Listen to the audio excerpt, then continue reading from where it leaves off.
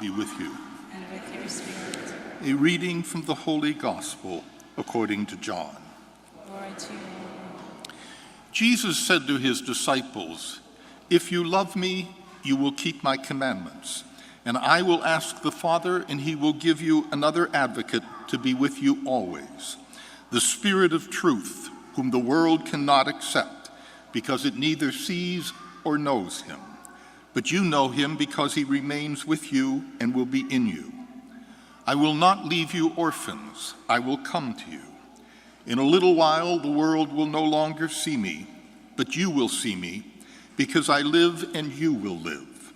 On that day you will realize that I am in my Father, and you are in me and I in you.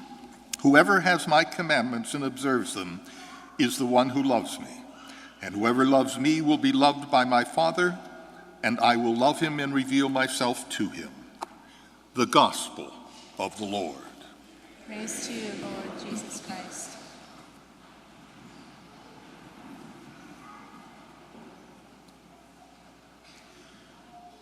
When I was stationed in Palm Springs, I got to know a young couple through a volunteer organization that I got involved in.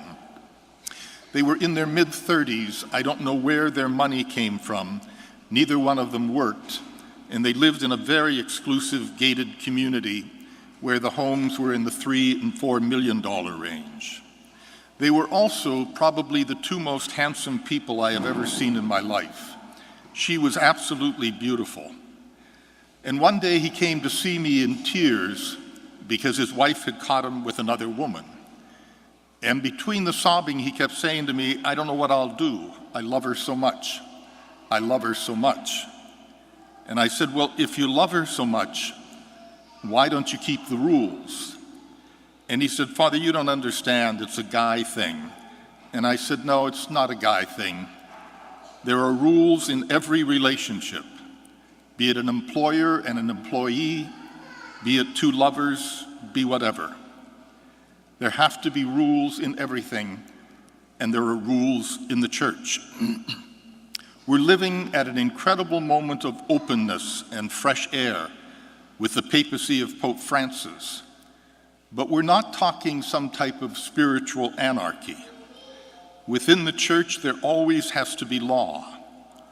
However, law always must be seen in the context of the larger law of mercy, forgiveness, and love.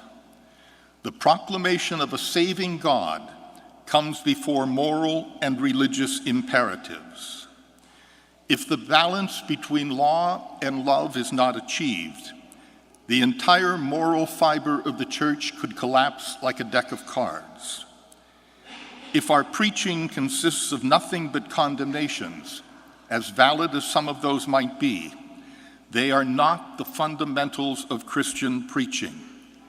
Condemnations tend to blur the gospel rather than illustrate it. St. Augustine once said, "Love God and do whatever you will." In other words, if we love God, then ethical and moral behavior will follow. The truly hospitable church is one that is open enough to allow the message of love and forgiveness to be heard by everybody. And from that hearing, moral choices will originate more compellingly. Amen.